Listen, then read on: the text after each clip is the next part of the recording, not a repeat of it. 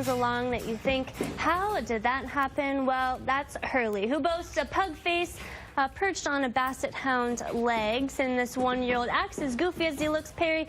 He enjoys nothing more than a romp in the yard, playing tug with a sturdy rope toy. Tell us about this guy. You only find dogs like this at shelters, Ashley, these great mixed breeds. And this guy is a good one, a terrier pug or basset pug. I'll call him a tug.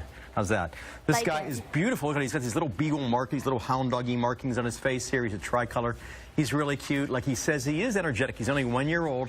So there's a puppy in here somewhere. He's a little bit scared, a little timid right now. But that little energetic puppy's going to come out and he's going to romp around the house. This guy is adorable. He has a good profile. He is great with other dogs. He loves children and he likes to be held, as you can see. He is going to be a fun doggy and a one-of-a-kinder. You don't see many dogs like this anywhere. It is a novelty. And not only that, he has a great personality and he's a very pretty little guy. This is Hurley. Well, the Arizona Humane Society is currently caring for over 500 kittens. Here are 3 of them who are now ready for adoption. Lisa, tell us about these Star Wars felines. This is Leia, Obi, and Yoda. So these cream tabbies, absolutely adorable, already socialized with dogs, cats, and kids. They do wonderful with all of them. Friendly, they have lived their whole lives so far together. They're 15 weeks old. They sleep together in a little pile, and they like crinkle balls as their favorite toys. But right now, we have 150 cats and kittens up on our adoption floor, and we've got, like Ashley said, 500 more in foster waiting to come back. But we need some of you wonderful feline fanciers to come down and clear our kennels from these little ones so that we can bring some of those others back from foster and get them up on the adoption floor as well, so they can all find their wonderful forever homes. Well, our kitten nursery and our bottle baby ICU are overflowing. We desperately need your help. We do not have space to provide more kittens with the care that they require, but our compassionate volunteers and staff came up with a solution. We've launched a new Care in Place program designed to make it convenient for kind-hearted Good Samaritans to care for newborn kitties in their home.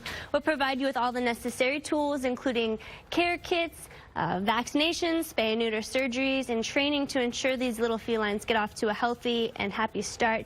And you can help them find their forever homes when they're ready. So remember, if you find a litter of kittens, do not kidnap them. The best thing you can do is leave the kittens along with their mother, who will likely return, and the kittens' survival rate, of course, dramatically decreases if they are taken away from their mama. So there's more information and tips on our website, azhumane.org. Now, with over 180 dog breeds, finding the right dog to fit your lifestyle can be difficult. Every week, we feature a particular breed, and Perry, today it's the Chinese Shar Pei. Yeah, Ashley, this is one of the most ancient breeds in the world. The Shar Pei comes from China. The word Shar Pei translates to mean sand skin, because typically this guy doesn't quite have that feature, but they have a very, very bristly, kind of a needle-like coat. And it was that coat that actually got them the little function there, because they were bred to kind of tangle with wild boar, and the boar had a really hard time grabbing the coat because it was so bristly and hard. During the Communist Revolution in China, this breed almost became extinct. There were about 5 of them in the world at one time. It was considered to be the rarest breed of dog in the world. And in 1973, though, a Hong Kong businessman took it upon himself to try to revive the breed.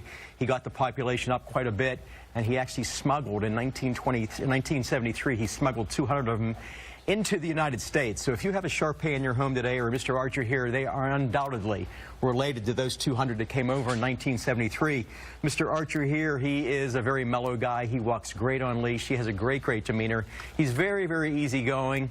The Shar Peis have this quality of the little tiny ears, the ruffly skin, and the little tiny tail in the back here. This guy has all those features. He's a great example of a Shar Pei, but he's a little bit softer. Come on down and check out the great little Shar Pei here.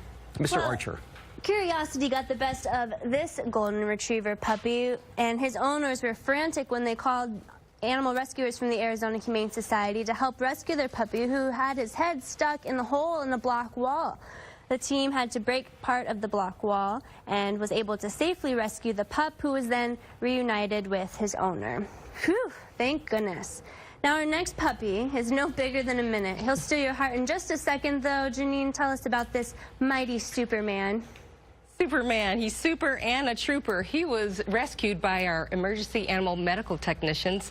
He had a very high body temperature, which is very critical for puppies because they can't regulate their temperature.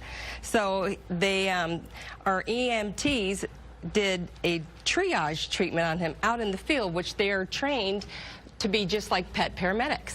So they gave him fluids, they rubbed his paws and his ears with the rubbing alcohol and cooled him down with water, and then they took him back to our second chance animal trial, and everyone checked him out. And after a couple days of recuperating, he became his playful little squirt. He's like the best little puppy. He's has so much energy, you would never believe that he was near death's door. But look at this little guy. He is like, his markings are beautiful, his personality is perfect. Any family would just love to have him. But if you have children, I would just make sure that you train them on his fragile, you know, size. Yes, he is tiny, that is for sure. Looking for a hero of his own, that's Superman. Now, this next guy, when we come back, we'll introduce you to the burrito-eating champ and Labrador when we come back.